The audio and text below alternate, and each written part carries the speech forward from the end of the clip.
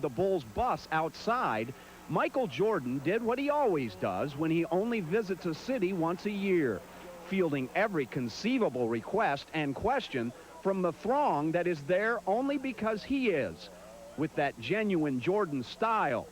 From the standard State of the Team address. I don't think we have peaked yet. I don't think we've played our best basketball, which is good. You know, we got a lot to improve on before playoffs come. To the state of his game. Spinning in the lane for the slam. Nice. I'm shooting the ball well. You know, hopefully I haven't played my best basketball. You know, I like to keep, save some of that for the playoffs. To the fate of former Bulls and Mavericks coach Jim Clemens. He's disappointed, but yet he's content. He knows he's going to get another opportunity, and I hope he does. And, he gave it a try. So, I mean, I don't think it's going to stop there. I think he's still going to try to pursue coaching. To his much-rumored retirement at the end of the season. I think that's determined in the summer. Right now, I'm just focusing on the present. He comes to Reunion Arena at the top of his game, his popularity at an all-time high, with the retirement question following him to NBA cities like merchandise sales. But in the end, it may come down to a very simple question for Michael Jordan. Does he really have anything left to prove? And today, he answered that question too.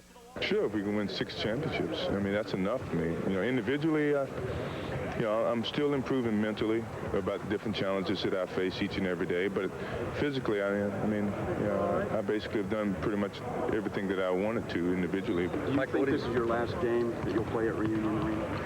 I don't know. You never know what happens. So every time I step into an arena that I only play once in, I take it in that I may not be back into this arena. That possibility was not lost on the team that followed his airness into Reunion Arena this morning, and the Mavericks echoed the feelings of other NBA players and fans about the impending end of an era. It's a very special game personally for me because I've been such a big MJ fan over the years and watched him come into the league and, watched him play about every game, he's ever played probably, one way or the other. A very emotional game for me, if that's true. I hope it's not true. But if it is, this place will be electric tonight. At any given time, he can give it up, but I hope he doesn't. I want to, still experience playing against him and still watch many more games. You want the best to be out there when you're playing, so I hope he stays, and it makes the competition even fierce. Nobody should say, well, please retire so I can win a championship, because it wouldn't really be a championship if you want somebody not being there. As good as he is, I know that there's still things that he's reaching for, searching for, and trying to improve upon. Hard to believe, but true. The day he finally does walk away will be too. This is Terry Briggs. And out at him, and Finley took it right to the hole. That's a typical night for me. We've had an agreement. Yeah, it's a new era. I've been saying it in the locker room for a while. It's a new era, a new beginning, and you can tell the change in everybody. The attitudes, the aggressiveness, the confidence. So I just, roll along with it. I'm just a small piece in the puzzle. Maybe if you can say I had a spark to it, I'll kind of lit the fire, but everybody else kind of keeps the flame alive. We've had an agreement. Yeah, that's what it was. It was an agreement for about a couple of cookies, chocolate chips, I think there were. And he was willing to learn, and I think if he would have took a little more time in it, he probably would have made it to this level. Michael Jordan, very completed, 8-3.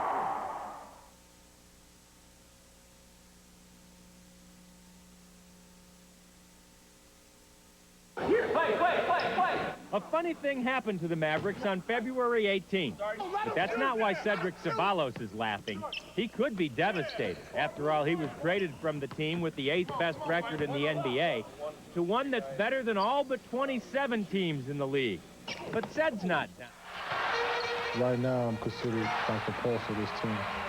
When I got it going, emotionally, it seems like the team's got it going emotionally. And when I seem to be down a little bit, it seems like the team seems to be down a little bit. So I'm just trying to stay a positive leader on this team and just stay upbeat at all times, knowing that this team feeds off me. And if I had that type of attitude, the sky's the limit for this team. You thrive on that, don't you? Oh, yeah. I mean, believe me, I'm not the type of player that's vocal, out in your face all the time. I'm more of a guy who leads by example. But in order for this team to be better, I think I have to be more vocal as well as lead by example. And I'm going to try to do that these past couple games and, the remainder of these games and try to lead into next season the same way. Finley, when they ran out at him, and Finley took it right to the hole. Did you have a hero or a role model when you were growing up that you looked up to? Well, my role model was my mom. She was a single parent raising my 2 older sisters and myself, working 2 jobs, 3 at times just to, put food on the table. And that was my role model. That was the person I woke up to every morning. That was the person I went to bed, the last person I saw before I went to bed. So that was my role model. So your work ethic today is a result of your mom? Definitely. I think it's, they say it's not hereditary, but I think it is because my mom was a tremendous hard worker, and now I'm put in a situation where I can tell her to sit back and relax and let me do all the hard work.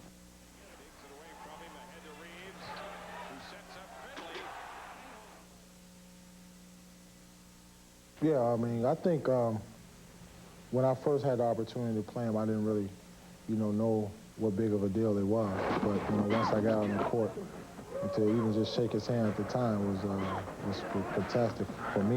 Just being a high school senior. Then to go against him and, I lost the game, but to see his tenaciousness that he didn't want to lose the game against me, even though I was a high school player, stuck in my mind a little bit. But now that I'm in the NBA and have a chance to play, against them on, on a team basis, it's just been great. What don't we know about Michael Finley that we would be impressed about? Believe it or not, I'm the complete opposite off the court. On the court, you see me excited, getting into the game, talking, doing a lot of things like that. But off the court, I'm complete opposite. I'm laid back. I'm very quiet. Just like to sit home, maybe read books or just watch television. A real laid back guy.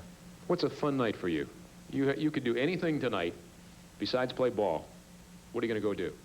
A good night for me is to get a good meal and my remote control and watch a couple of games.